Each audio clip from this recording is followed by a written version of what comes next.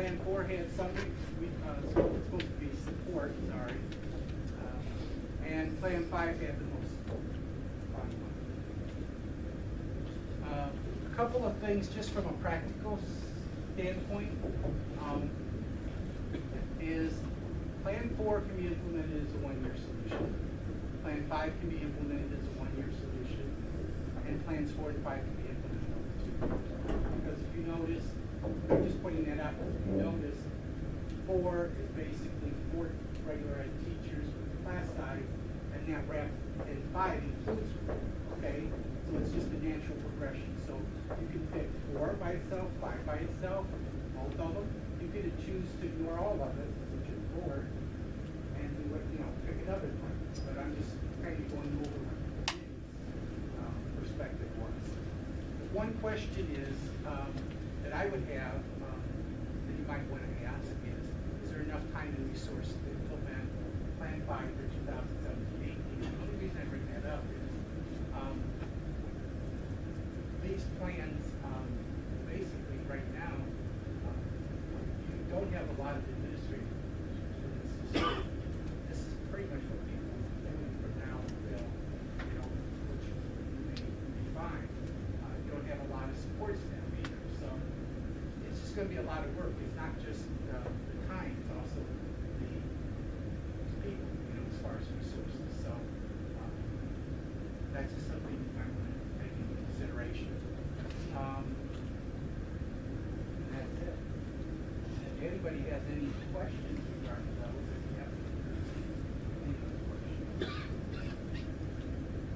Okay, the building versus on the for the 16. You said that would sustain us Indefinitely at this point. Yeah, because, we only know what's identified. So whatever's broke down and that's going to be code or is fixed, we'll fix it. It doesn't mean that in 2 years, we have an issue and we have to address it. But it would take care of everything that we are currently know about. Okay? And it's been, and what we know about has been out there for a while. Okay? So hopefully this would be, do those kinds of things. And realize on the questions, by the way, that the question for the building one is simply going to be, it's going to be a positive amount. It's not going to say how much it's going to be okay, on that question. The only one that will say that is on the other one. That's an operating. So the $480,000, that's $480 per $250 home, $250,000 home. That includes both questions. That's a good question. Right, but you won't see that on that. Right, so You're only going to see the operating piece on that. and then if both parts were the gas distribution, then for this next year, we wouldn't have to do any of the cuts. That would be our $750,000 that we had to cut for the upcoming year. So all the programs would be able to stay as far as like sports and language and everything Next else. year, Or, it passes. yes. Yes, that's correct. Is that what you need to? And yeah. Any of them. So if the two If of it the passes, bond it's and $1.25 million. You can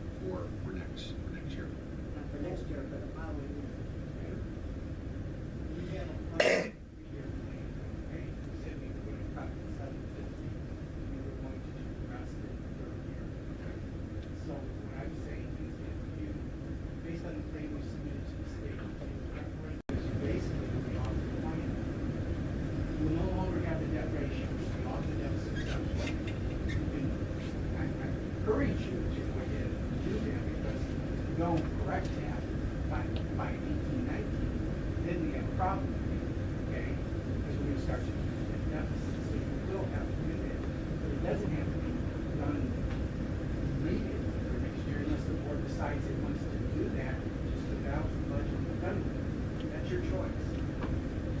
Because we will no longer be on the deficit reduction plan, just pass it. We'll be off of it.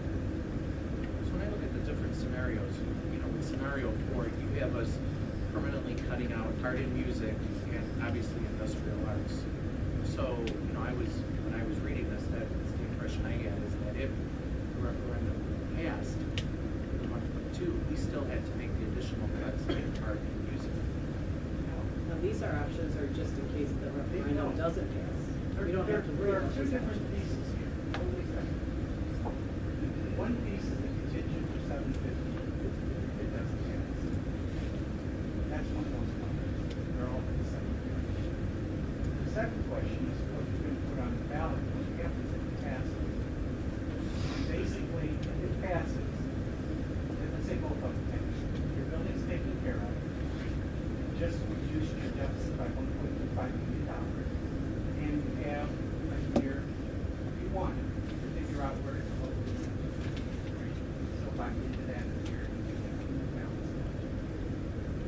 That's basically what we did. The whole idea of the deficit reduction plan was if you have to just cut, you're not getting any new revenue, how do you get there? You can take a plan how to do that, but if you've got now a referendum that passes, you don't have to, you know, just turn around and.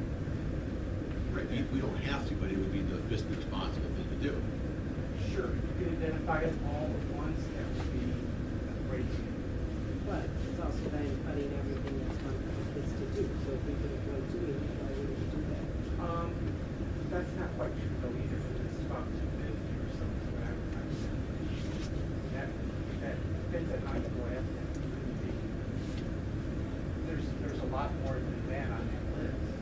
After it could be basically class size like I just, you can have to cut any of those programs.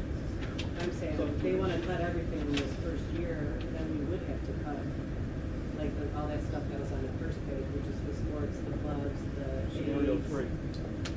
Well, no, not even scenario 3, but any of the scenarios.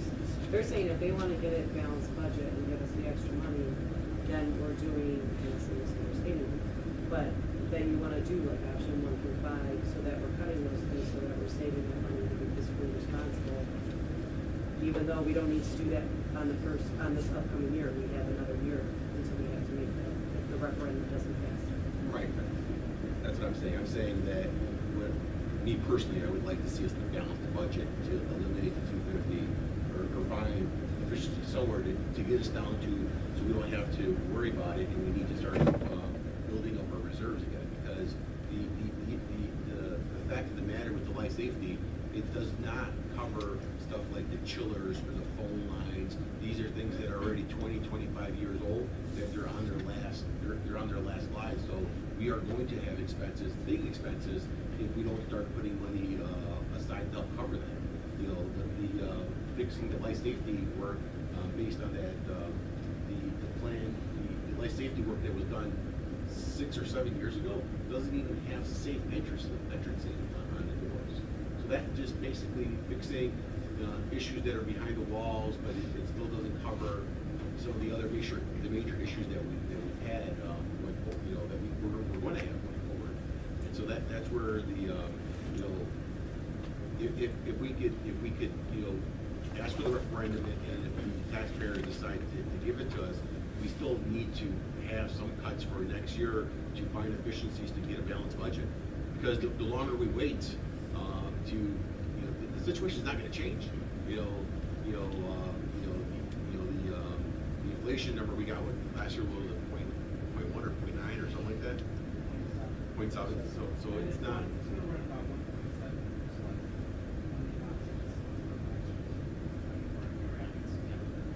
So, you know, those are the things that, you know, 250,000 it's going to add up.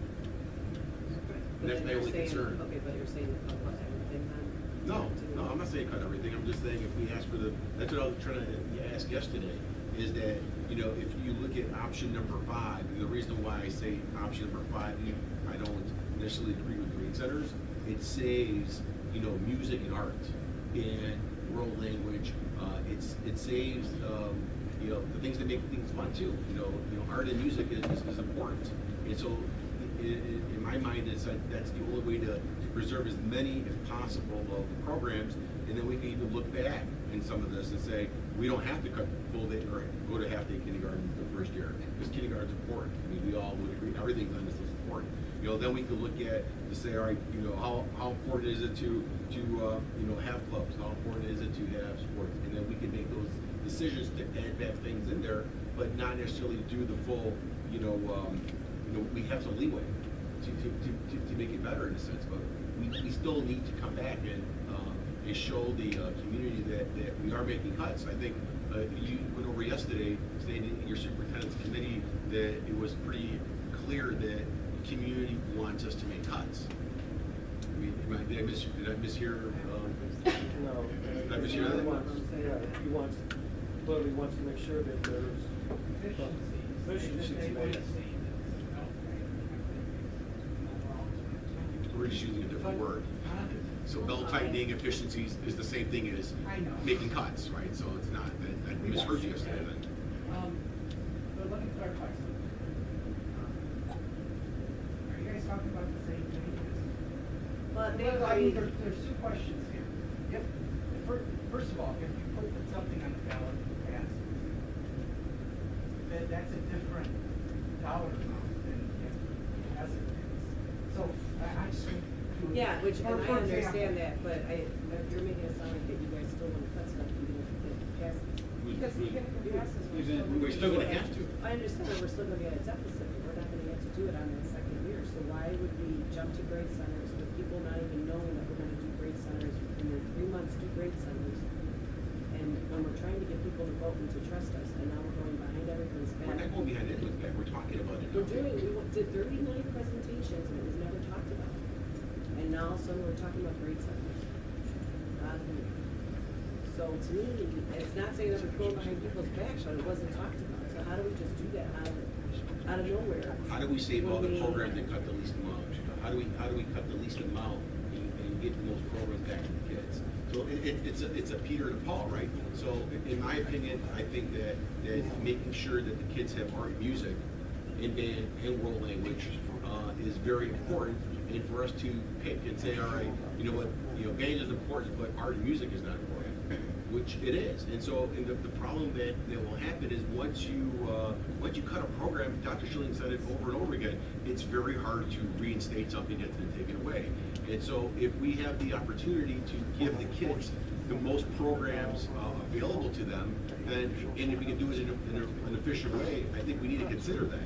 And then we also, on top of that, we need to figure out how we're going to balance the budget and stay on course on having a balanced budget. And I agree with Hall. It's a very hard decision to make. Is that I don't want to make a recommendation to cut anything, but the unfortunate truth is grade centers will be able to preserve us with the most efficiencies and save the programs.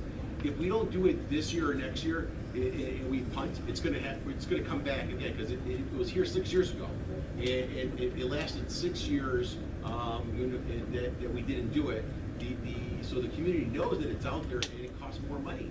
And we need to figure out a way how to be more efficient in our funds. And I know it's going to be difficult on families. It's going to be difficult on my family too.